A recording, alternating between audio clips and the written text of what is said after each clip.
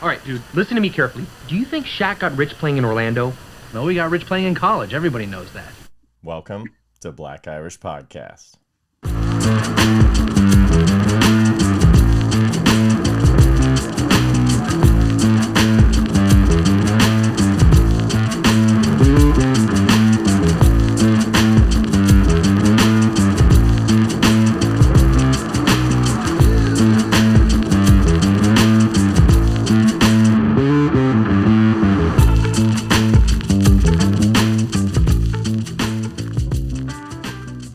Hey there, and welcome to an all-new episode of Black Irish Podcast with myself, Brendan McCorkle, and Mike looking so fresh Crawford. What's up, buddy? What's going on? Not just looking, actually extra fresh, like 20 minutes ago fresh. Yeah. Did you have your barber do your balls? No. Oh. That's gay. That's not heterosexual. All right, well, I'm just saying, But- you have less hair than you had last time, but it's not in my the right balls places.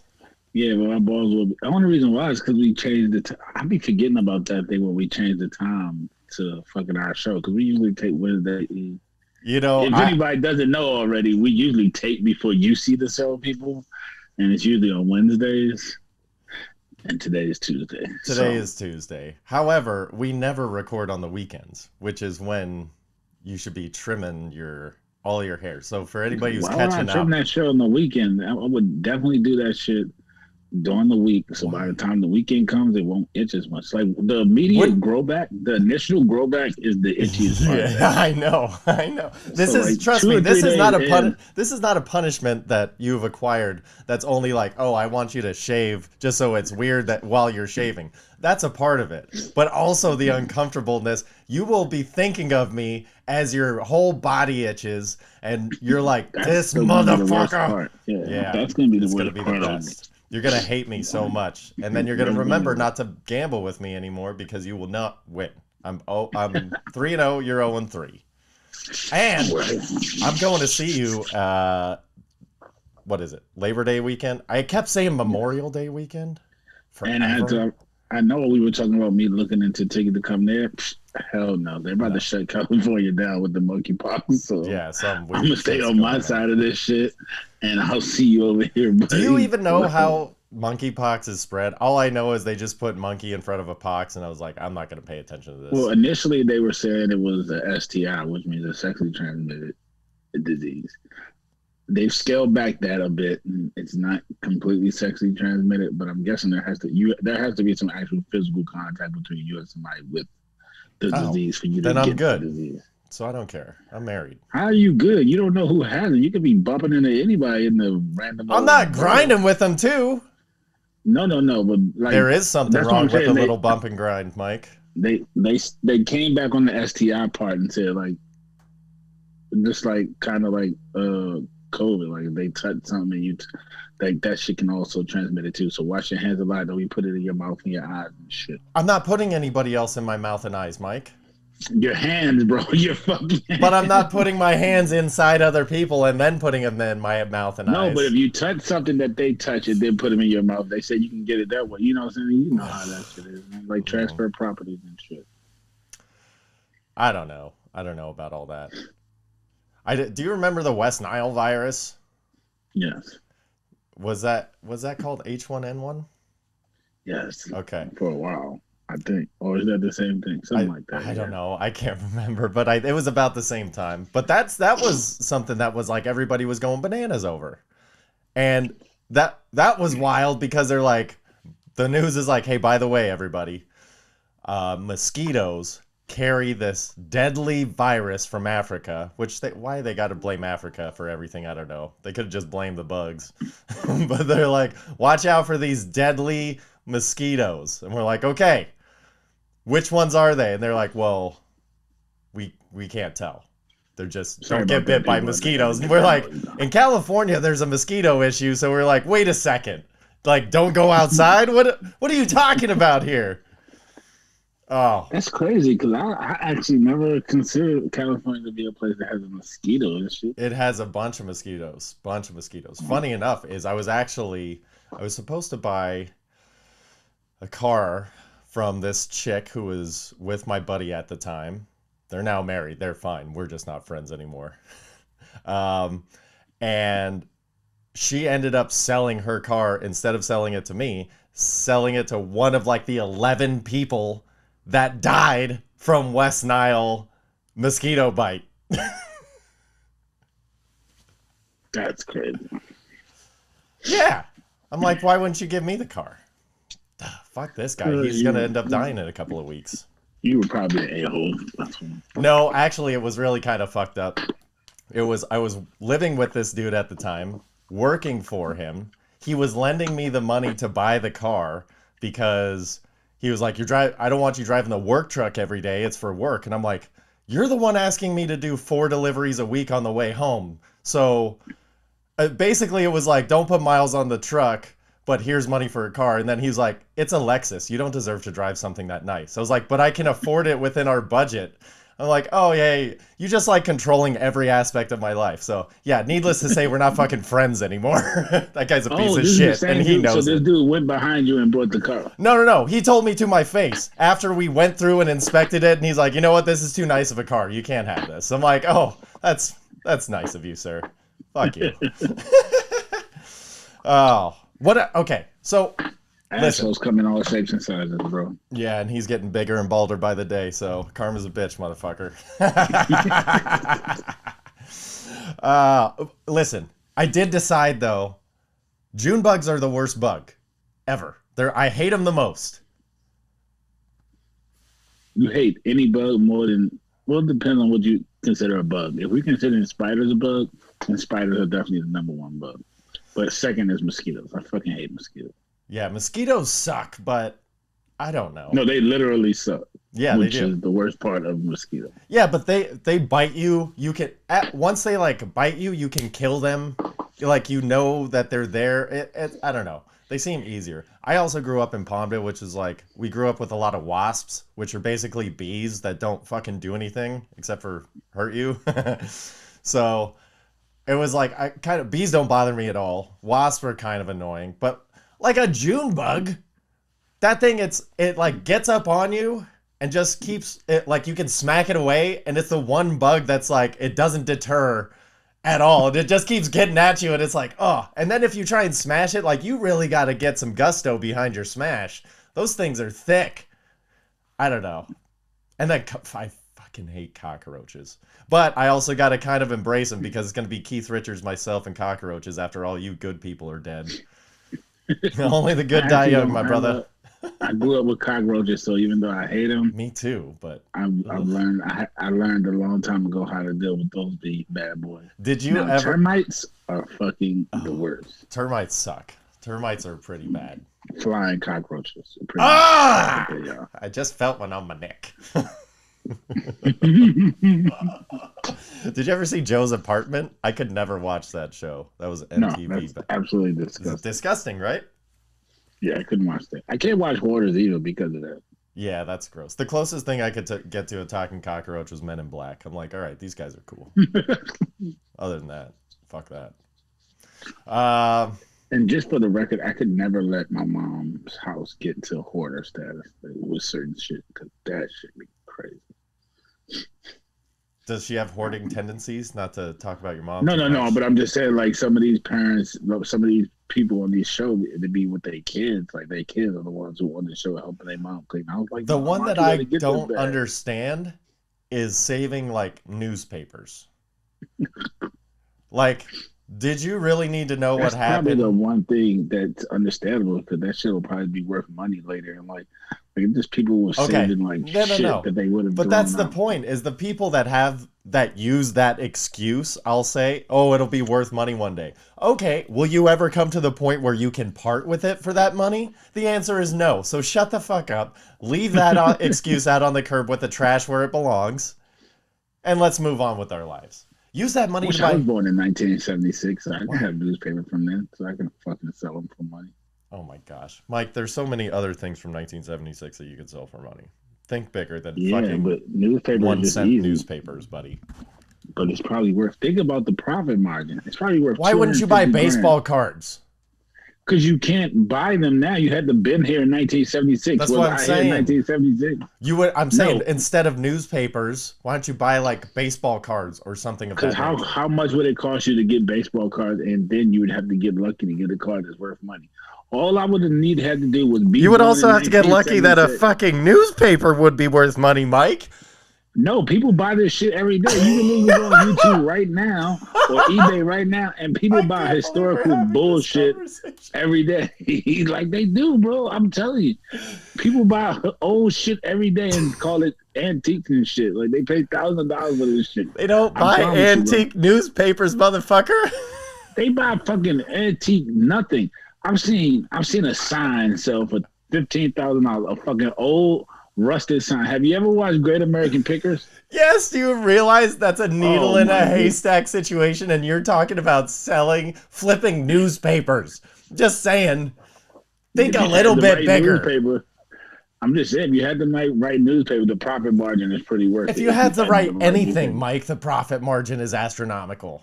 Absolutely. I wish I was here to get the right something so I could get the profit. What the fuck? I wish I knew something that was relevant that happened in 76, which I know there's a ton of things, but that was also 8 years before I was born, so I don't give a fuck about what happened before me. I just got to deal with all the shit that y'all left.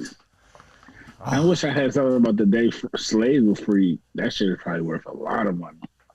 Well, which one? The one they issued in Texas or the one they issued everywhere else? Like Juneteenth. Juneteenth, not the fake one, the real one.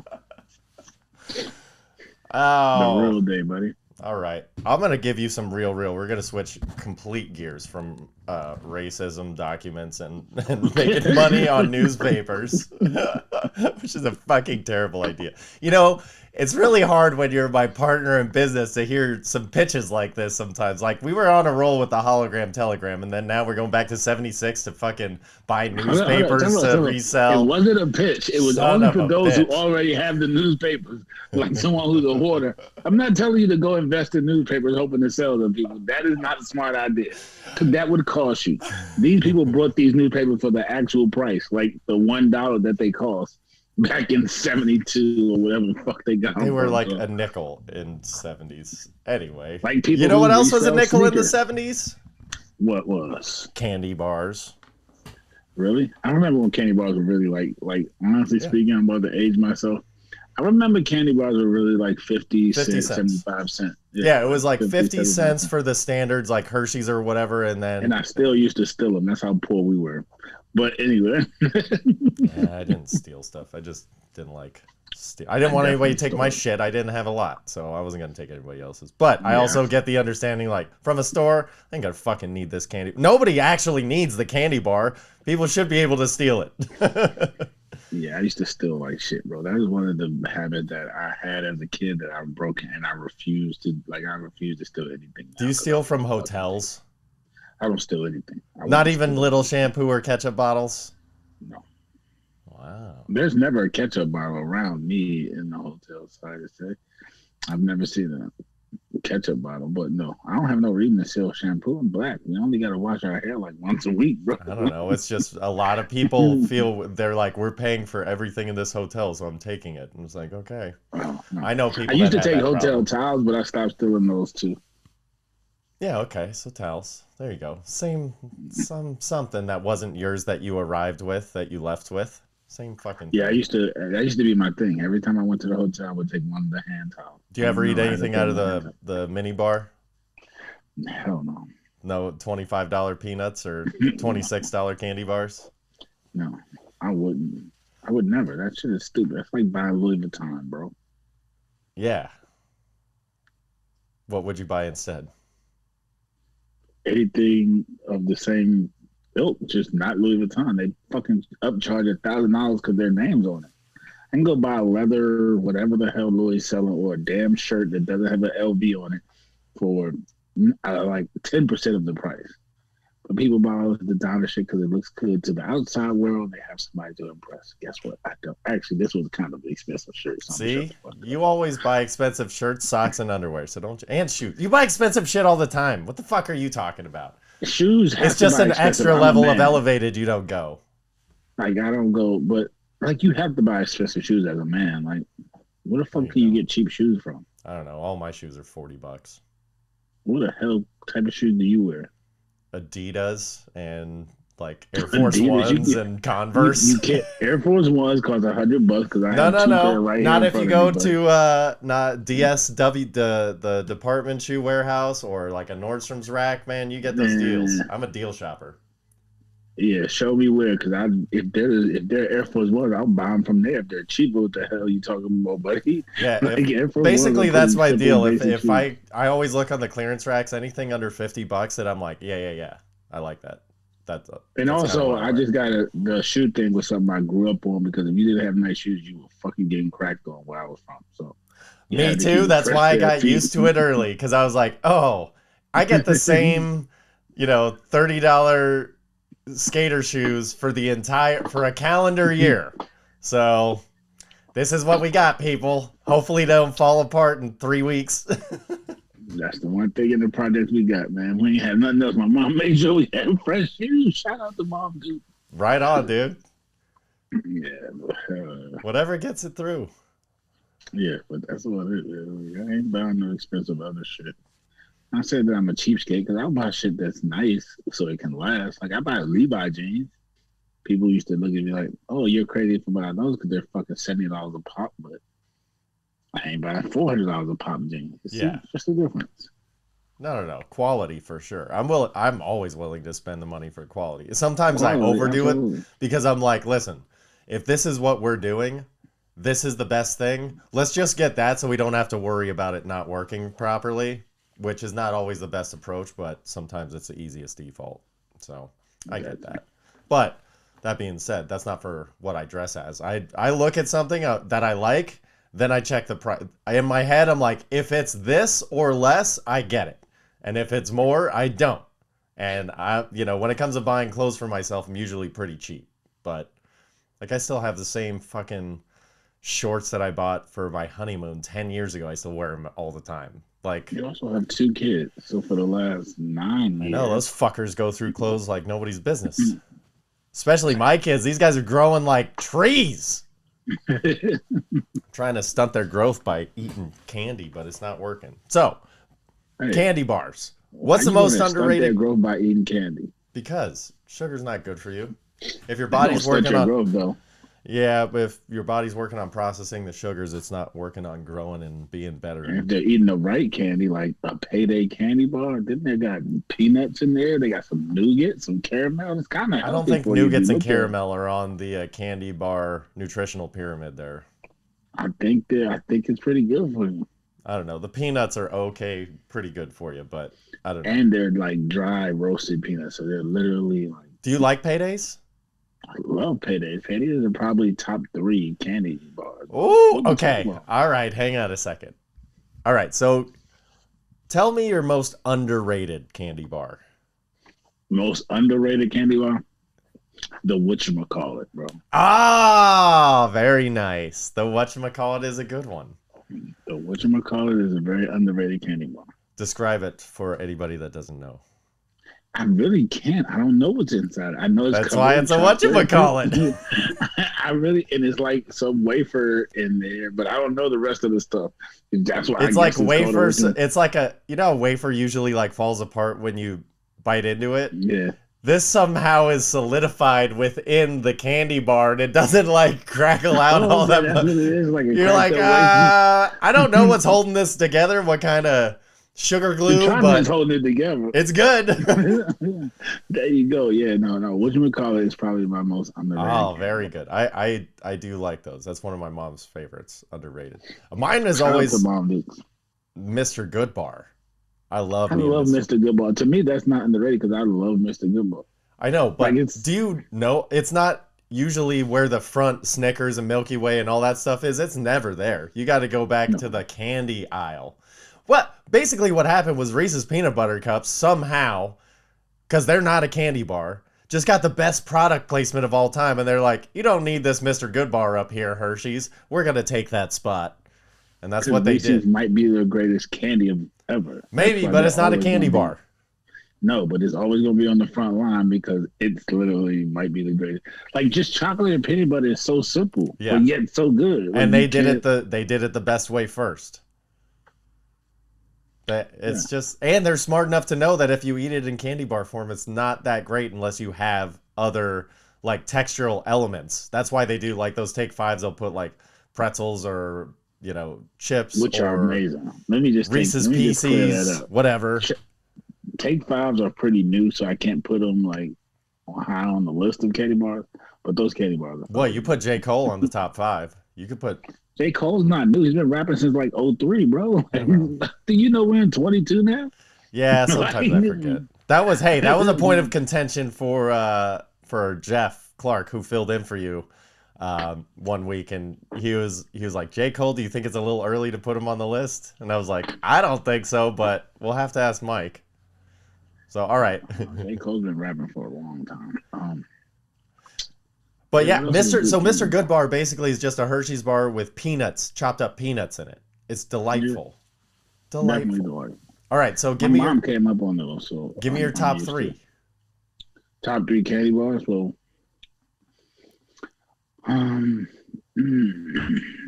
well, I know the top 2. Which are? I'm just trying to think. Payday and Snickers, like that'll never change.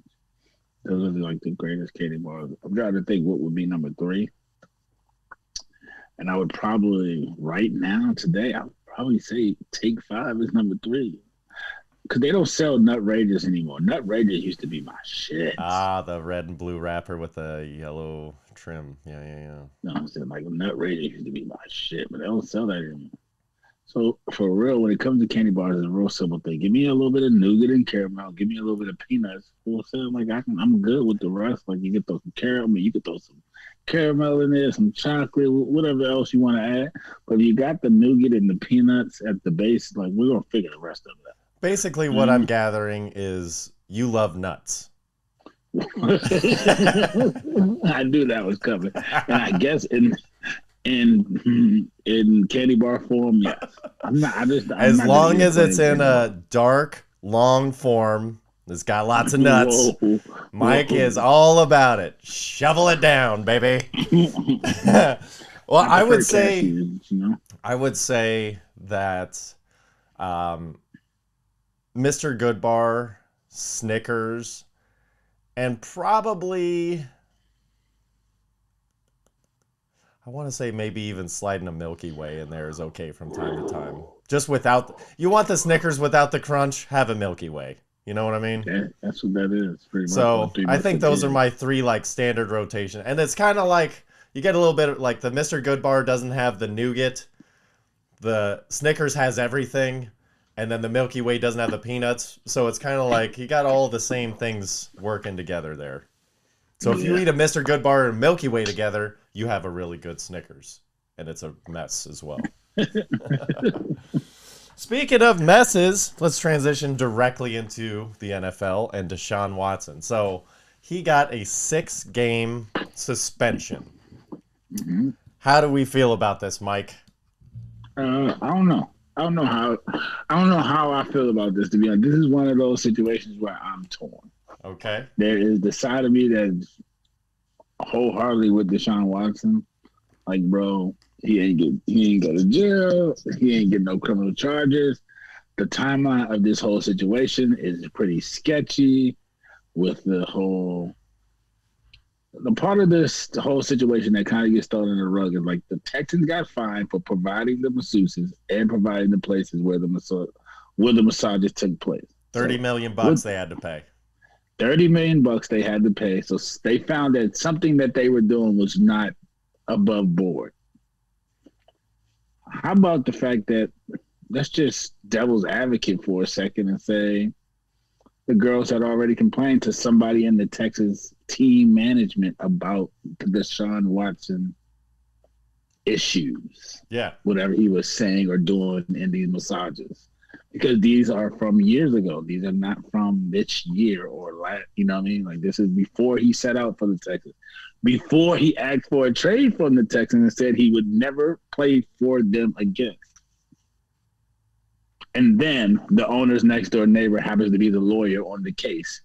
that is going to try to ruin his life with massage therapists that you all provided in places that you all provided. Just seemed a little sketchy to me. With that being said, I have nieces. So if he was actually trying to get people who were working to give him sexual favors, that is wrong, Deshaun Watson. You're a fucking creep and a bit of a perv, even though you did nothing criminal. So there are the two sides of it that I stand on, and I don't know which one is right. Fair enough. So I'll tell you what. I'm I'm a bit in the same boat because, first of all, I hate overcorrection, and this is not overcorrection. No. In technical speaking, it's not, because however, he refused to play for the Houston Texans, and he still got paid last year. So I'm gonna put that out there too. Like, he didn't lose it. He hasn't lost. No. I'm saying where I'm coming from is I'm not huge on overcorrection. So when everybody is like banned Deshaun Watson for life, a few months ago, I'm like, hang on a second. So I kind of started taking his side in the beginning because I'm like, listen, not in the beginning actually. Give me like after the first trimester of allegations and stuff were being sorted through, and it's like we're not trying to avoid this. We're gonna go head on, and then you finally get like, okay, this guy's a fucking creep. However, he never physically forced them to do anything. He never told them they had to. He was just really abrasive about how he was going about getting what he wanted done. You know what I mean? Put women in very uncomfortable situations. Either one, where they were just nervous. So you also have to understand, this is a huge dude. He is a big guy. So if there's a big guy that's all muscular and is like, hey man, I want you to do this for me, there could be a part of a woman that's just like, oh shit, I better do what he says. Yeah, and then the other part is that's their livelihood and their well-being. So another part is, hey, we're gonna do this. Another part is they're like, hey, fucking whatever. I don't give a shit. I knew what I was getting signed up for because the Texans have been facilitating this shit this whole time. They're handpicking us who they think is going to serve their quarterback how he wants to be served. So it was, there's a whole shit show going on there. However, like you said, there's no criminal charge. He didn't make anybody do anything. He just, he's a fucking creep about the way he was doing I guess that's stuff. the hard thing for me. It's like, you don't have no criminal charges. So because they convened 2 grand juries, not just one. Correct. They tried to bring charges against him twice. Yeah. And they weren't able to find charges from 30 women. Like 30 women went to the police and gave some sort of testimony as far as the civil cases. But 4 of them tried to do criminal cases. Now, I don't know why the other 26 never tried to do a criminal case. Maybe they just knew criminally he hadn't done anything wrong. I don't know what to tell you. But the 4 that tried twice. And there was never any charges brought against him. So, like, criminally, like, we're not just going to act like he did so. Because there are people who killed people who played the next season. Mm-hmm. There are people who were criminally convicted, a.k.a. fucking Robert Kraft with his strong-ass message that he came out with, like, oh, he should meet the death. Dude, like, you almost went to jail for this type of shit. Like, so you should be sitting in the corner hiding somewhere right now. Like, bro, you shouldn't be making no damn public statements. Like, you are tripping. But it's just like, you know what I'm saying? So, I don't know. Because I do think it's fucked up that him and his team made the contract the way that they did. So oh my God! So losing $345. I was gonna get into that. So that being said, I was like 6-game suspension. I was like, okay, I told you. I think it was gonna be 6 games, and that's exactly what they landed on. So I was like, yeah, that's right about what I figured because there are no criminal charges. But he didn't play all last year. This has been going on. They have to suspend him for something. So they're like 4 is too little because that's what we give other players who like is 6. So yeah, they're like 8. That's half the season. Let's go with 6. Okay, but here's the deal: the Browns are just like. Here's what makes me think the Browns are such a dirtbag organization because they set up the entire world for Deshaun Watson. They go, listen, we know you got all these problems. We're not even going to make it hurt, buddy. We're going to make it so easy. This is going to be the 4 seasons of suspensions, honey. You're just going to relax. All you did was save a year off of your career, probably 3, because your team was dog shit. You're going to get sacked 48 times. You're going to get hurt probably. All you did was save your career a little bit. Why don't you take 6 weeks, learn the playbook, get familiar with the facilities, get everything up and running? You hit the ground running. By week 8, we're humming. And the way that they structured his contract, because they knew that he was going to be suspended, and they knew that he had already paid out settlements in civil court, so he wasn't going to have to pay additional fines. They structured his contract to where he, for the first year of his historic, highest paid contract in NFL history, the first year of his contract is for $1.035 million. He's missing $57,000 in change for 6 games, a total of $345,000. And then guess what? In year 2, his salary jumps to $46 million. You tell me the Browns didn't just go, we're laying out the red carpet. You can have everything you want. And by the way, it's only a 5-year deal. So 4 years, he's making like $8 million more than everybody else should. And he'll only be like 31, so he'll get another. He's getting another contract. But let's say this. Let's just play devil's advocate to what you said and say they're not complete shit bricks.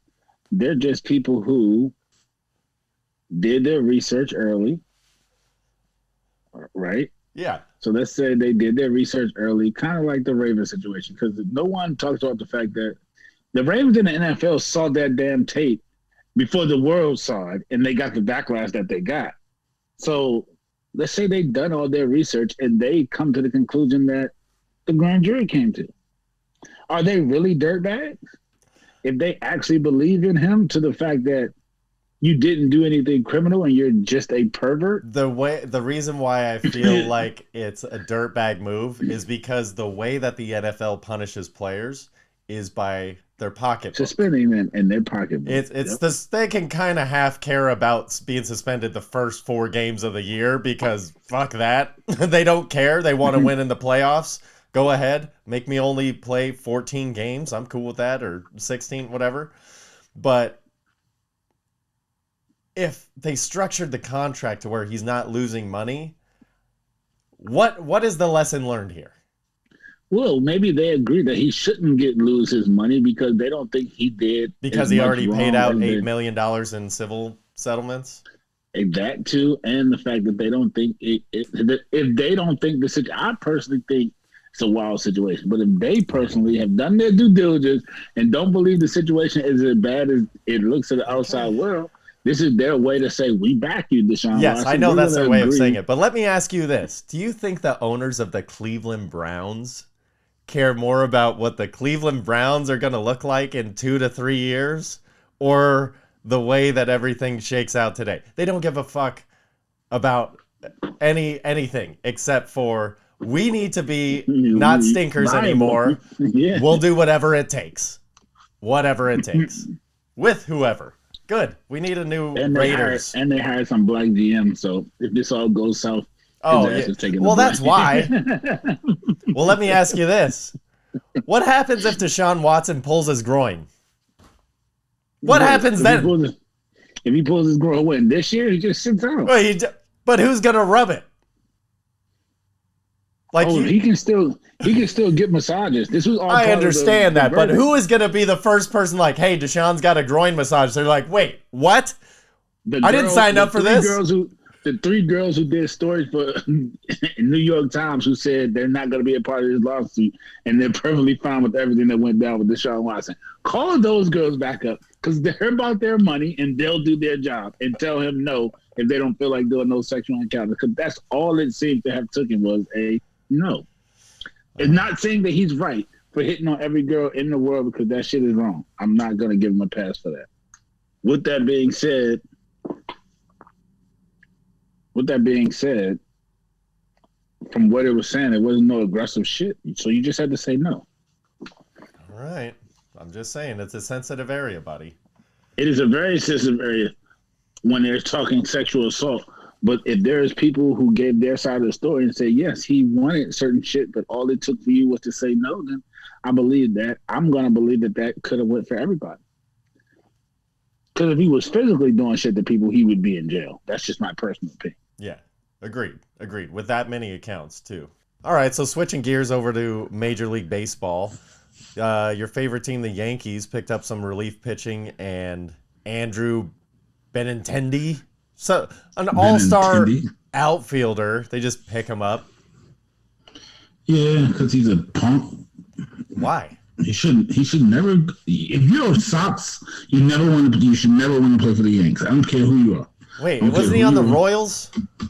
Yeah, but he was traded to the Royals from the Sox. He was part of our championship years. Oh. Benintendi played in the outfield with Mookie and JBJ. What do you mean, who cares? Once a Sox, always a Sox. Not for him anymore, though. He's no longer a Sox. He's a Yankee now. We don't like you anymore, Benintendi. Sorry, buddy. All right. Well, speaking of your beloved Sox, what the hell were they doing? It's like, hey, we're trading for Tommy Pham, but then we're getting rid of our catcher. Like, what? I mean, Vasquez isn't that good. He hits 8 for 9 in the lineup. I like him, though. He's always come through with clutch hits. But I don't understand the Tommy Pham move unless you're getting ready for next year. Because you understand, the last 3 years, our outfield has been like a fucking turnover machine. This is like 3 new people. Like, we need some consistency in the outfield. So I don't get it. But hopefully he can bring it back to the lineup. Maybe they bring them because Devers is actually going to be out there longer than we expect. Is Tommy Pham a good bat? I don't keep up with him. All I know is because he got punched in the face. He's okay, but he's getting older, and he used to play second base. So, I don't like it. It was a weird deal. Weird deal. Very weird. And then the Astros add Trey Mancini, who I don't know why. Like, he was a nostalgia act in Baltimore, and then now he's coming to the Astros to be a pinch hitter, I guess. I don't know. DH, maybe. I guess. Just they're like, all you have to do is hit, Trey. Don't worry about dropping balls at first base. So I mean, play my first base though. But here's the thing, that just makes the Astros that much tougher. They got one extra bat. Yeah, no, they're gonna be a tough out. Hey, speaking of tough outs, we got to do a little celebrating here, okay? I know at first your boy Josh Hader, you were like, hey, he needs to be on a playoff team. I text you, it was like, hey, he got traded to the Padres. And you're like, yeah, that's good, but, So it was like, at least I get to play the Dodgers a bunch. That's kind of like playoffs. But now, as of this recording, do you know the breaking news? The breaking news that Juan Soto and Josh Bell are headed to San Diego. That means, holy crap, San Diego's got 1 through 5 banger hitters. You've got Cronenworth, you've got Machado, you've got Tatis, you've got Bell, and you've got Juan Soto, the hottest hitter in the league this year. Holy crap. In the middle of your fucking lineup. That's your 1 through 5, bro. That's actually that's your 2 through 6, because you probably put somebody, I don't know that they would have Cronenworth lead off, but maybe they would have Cronenworth lead. But I mean, to have that much power that high up in the lineup, or something where they mix it up and it's like put Manny, put somebody else in the Machado spot and move him down to 7th, so there's a gap between Josh Bell and him. Then it's like, if he's starting an inning or finishing an inning, you're always dealing with the problem, whether it be the top or the bottom of the lineup. I don't know how good their pitching is, but if they can get to the 7th or 8th inning, because their close that they already had was pretty good. He's gonna be moving to us. No. They swapped. That's who they sent to Milwaukee. Okay. All right. Never mind then. So I'd have to see it, but their lineup is, that's going to be a hell of a playoffs in the National League. Things just got exciting. The National League playoffs is going to be exciting. And then on the flip side, somebody who did start paying their young stars The Braves signed Austin Riley to a 10-year deal for $212 million, which sounds crazy for a 25-year-old, but that's a steal if he ends up playing 8 of them. Yeah, if he ends up staying on how he's playing right now, $21 million a year is pocket change. It's nothing. I mean, it would be, what would you be paying this guy in 5 years? $600 million? Exactly. And the thing about it is, the smart thing about the Braves, they did this to all their young talent. Swanson. They outsmarted the game. Yeah, they did. Yeah. And they were like, Swanson, we had to let Freddie go. Yeah, but all of them have these long 10-year, $200 million contracts, but they're $20 million some odd dollars a year. So you all are not going anywhere for 10 years, and we're paying you pennies on the dollar. I mean, technically speaking, you secured yourself $212 million for your family. I'm not going to say you're an asshole for that, but I'm okay with Juan Soto also turning $440 million down. Yeah. Well, because he could also get paid right now. You know what I mean? Yeah. Austin Riley, it's like they're paying him based on his current progress and potential to continue that. He's probably going to win MVP this year. So literally, they're paying him on because he's got skills. Yeah. Yeah, they're paying that his skills are going to be sustainable for the next 8 to 10 years. And let me throw something in there while we're on baseball. You know who's hitting in the middle of the lineup this week? Who's that? Trace! You told all that Trace last week. Oh, he's just going to be another guy that's going to be a part. Not a lineup guy, buddy. Okay. Here to stay. Trace is here to stay. All right, let's see what happens. I'm going to actually pay attention to how he does this week, and we'll see. He limps in next week with a 215 average for the last week. Let's see what happens to Mr. Trace Thompson. Shout out to Trace for all the doubters. You know, Trace, show them what you do, baby.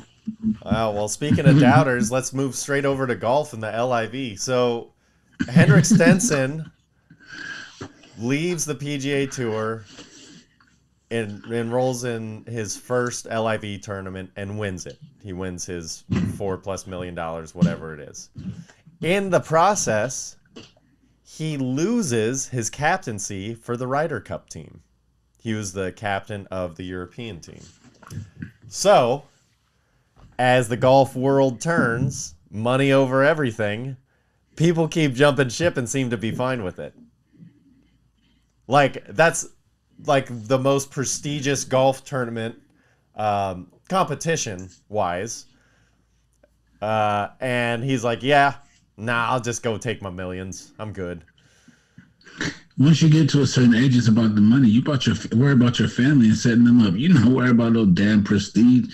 Like, your family can't eat prestige, bro. Yeah, but these people are also millionaires already. But it is telling. A millionaire and setting up the rest of your family for life. It's just different. Yeah, well, this dude he's worth quite a bit. You know, he probably earns a few million on tour every year. You know, he's doing well for himself, but... I'm not saying he's anywhere near broke or poor, but I'm saying there's a difference between wealth and generational wealth. You see what they offer Tiger?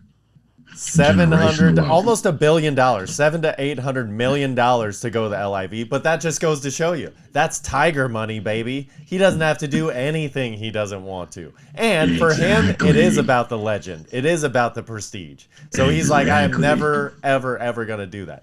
I wouldn't be surprised if he was on the Ryder Cup team. And I wouldn't be surprised either, but therein lies the difference. Someone who has generational wealth, so he doesn't need it, but someone who just has regular wealth and would like to have generational wealth. Difference. So let me ask you, if you were in Henrik Stenson's situation and you were... I would be on the LIV tour. Okay. And if you were Tiger...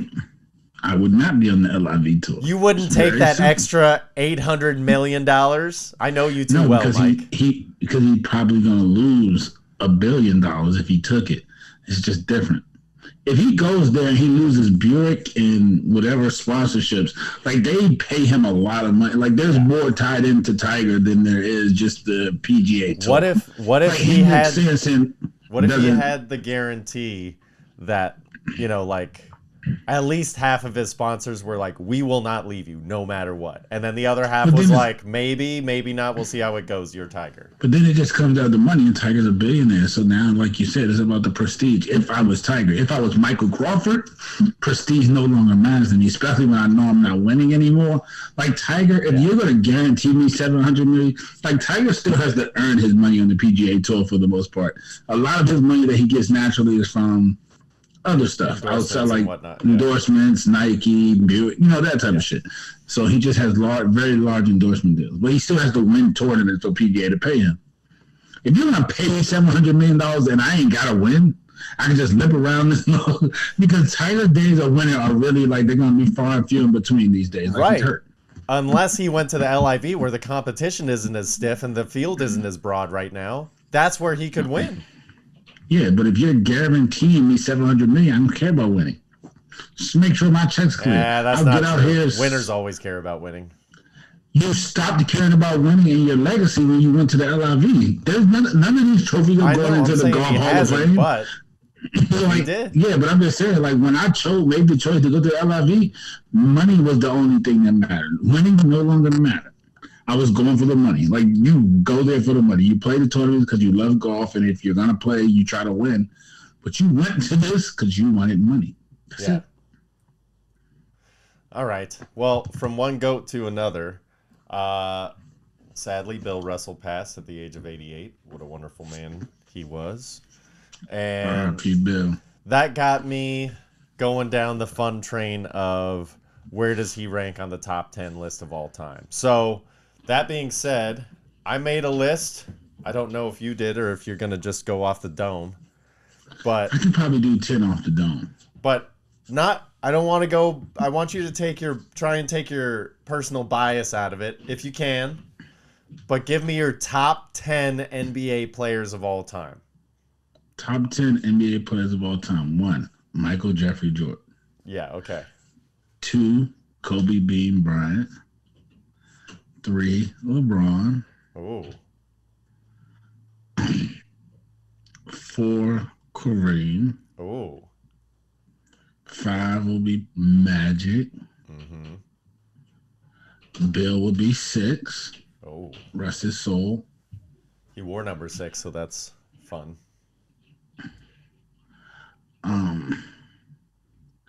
7 would be Kevin Durant for me. Ooh.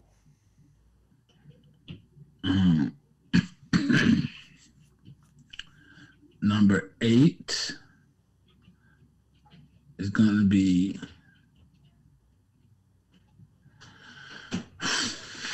tough, but I'm gonna go Hakeem. Oh, okay. I'll go Keem. Mr. Olajuwon. Steph will go 9. We're gonna treat these guys for lunch. No, Steph will probably be 10 because I'm gonna put someone who doesn't get the respect that they deserve. Isaiah should be 9. Oh. No, Steph doesn't make it. Okay, so that's tough. All right, Isaiah's gonna be. Yeah, Steph's not gonna make it because I left Larry Bird out of it. Yeah. So Bird's gonna be 9, and Isaiah's gonna be 10. Okay. And Steph won't make it. And you feel good about this? Steph. Yeah, I feel great about that. All right. Well, mine, and I'm not gonna lie. I did watch a bunch of Bill Russell clips and stuff before I made my list. However, if you have to take your shoe off to put on all your rings, you are the best. So Bill Russell is number 1. That's technically not facts because he won 4 of those rings in 2 seasons. So, but go ahead. Yeah, understood. But he was also a player coach for 2 seasons, and that is like... Those are the 2 years that he won 4 rings. So yeah. He doubled up. Still. Like, that's a tremendous... Okay, so you're going to give him 9 then. Doesn't matter. 9 rings, and for 2 of them, he was a player coach. That's a basketball mind at work, dude. And, just the fact that it was like, I hustle during the games, and Coach Red gives me practices off. I don't got to run. It's like, that's a special talent right there. So, Bill's number 1. 2 is Kobe. 3 is Jordan. And listen, I understand that those can kind of go back and forth. And kind of the way I look at those two, it's like Bill Russell was just a winner. And you play to win the game. And he did it the best. So you win. But Jordan and Kobe both changed the way that people scored. It was like they started coming out with new shit. People like, I didn't know you could do that. And then everybody started copying them. So for them being 2 and 3, honestly, you could kind of flip-flop them for me and I'd be okay with it. But for me personally, I'm going to put Kobe 2, Jordan 3. Then I have Tim Duncan at number 4. Tim Duncan as an all-around basketball player is he's big fundamental for a reason. He is basketball personified. Go on the court, do your job, and you will win. I left Tim Duncan off my list. I'm sad about that. 5th, I have LeBron, the guy that can do it all. There's something to be said for that. He could play every position on the court, above average, if not better than everybody else. So, good for you, kid. Good for you. You got to win some more titles, though, brother. Then I have Kareem at 6. I have the logo, Jerry West, at 7. I knew you weren't going to like that one. He's the logo.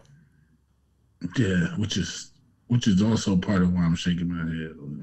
Who should be the logo? Much about who should be the logo. Who should be the logo? Kobe should probably be the logo now.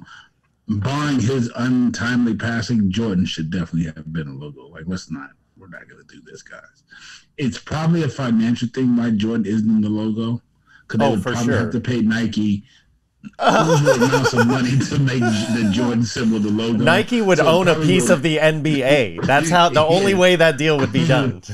Yeah, so it'll probably never happen. But Kobe doesn't have a sign that has been sold. Like, he has a shoe, but you can change it and make it another sign for Kobe. Yeah, it could be the classic, like, instead of the crossover that Jerry West or like the dunk from Michael, it could be like a fadeaway, like the classic Kobe fade. Like just something that's not trademarked by Nike in a Kobe. So actually, the Nike deal is over. So definitely, they should have they'll say Kobe should be the. All right, I'm down with that. Then I have Larry at 8. Mr. Bird, and then I have Magic at 9. And the reason why they're in that order is because Larry was a problem before Magic was. So, sorry. You think? Yeah. That's not. I wouldn't agree with that. You don't think so? No, Magic literally beat him in college and then won it his rookie year, and they came in together. There's no way he was a problem before Magic was. Magic in the beat him and won the NBA championship his rookie year. But that's head to head. I'm saying, Magic wasn't a problem for everybody until the other players on his team cycled out a little bit. Larry was a problem right off the bat. He had 42 points, 15 rebounds, and 7 assists as a rookie playing center. He was a problem, bro. I know that. For everybody. I know that. He was a problem from rookie year, and that wasn't against the Celtics, and that was his rookie year. So he was definitely a problem first because that's his rookie year. Like, you can't be a problem before your rookie year. Yeah, that's true. He was a problem. Okay. You're right.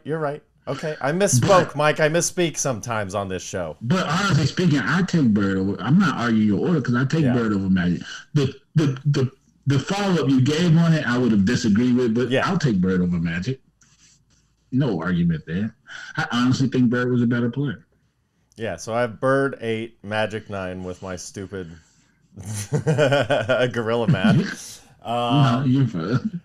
And then honestly, I put Shaq at 10.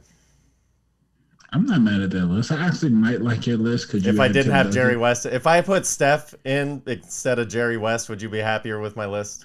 It's a give and take because I'm happier with the Tim Duncan because I forgot, but Jerry West, I honestly I'm not a Jerry West fan. Yeah. I think he was a lot better as an executive. I think he was a great executive. Yeah.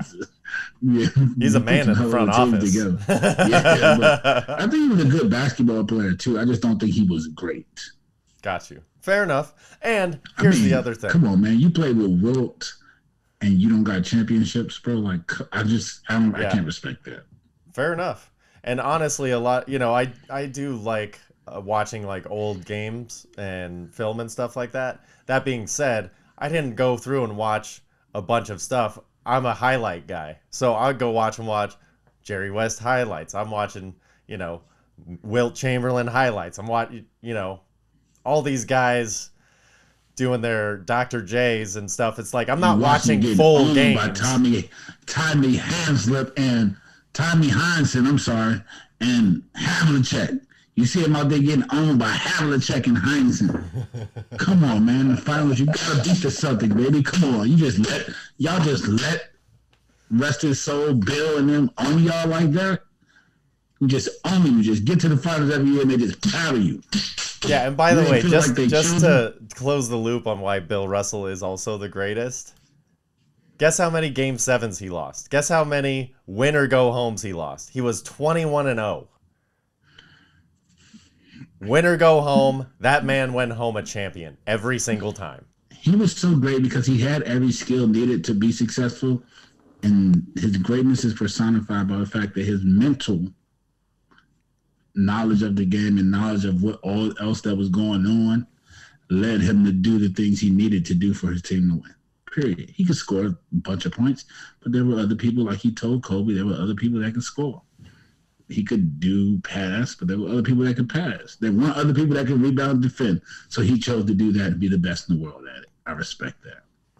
And the fact that he was just like, he would be on my Mount Rushmore.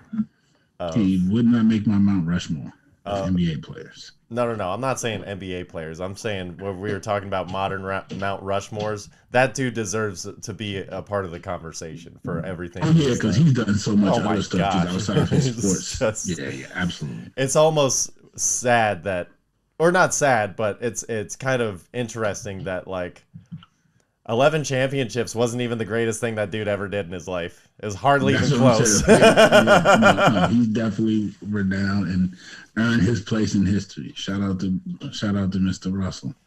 Oh, another place that's earned his place in my media history is I just actually watched Boogie Nights for the first time all the way through. Shoot your pinky toe. I'm guessing you like Boogie Nights. I mean, you didn't have no choice like the Boogie Nights where I grew up. Yeah, that was like, when that movie came out, it was like, yeah! So needless to say, I only saw certain parts of Boogie Nights. I actually sat down and watched the movie. It's pretty fucking dark. Believe it or not. The porn industry, back in the day, even now, not always on the up and up. If you know what I mean. The porn industry? The adult filmmaking industry. Fuck films, definitely as they not call it. Always on the up and up. The adult filmmaking industry started off as a wild place. Did it? I only know that where it progressed to and went. Maybe it started off super innocent. I've read just how they used to do the women and kind of like not treat them fairly and yeah. Well, that have part's them out here just doing anybody, not protect. You know what I'm saying? Like just it was a wild place. I like to think that it was just some amateur stuff that got out and people were like, whoa, we should do this for money. And then they just had fun and did it for money.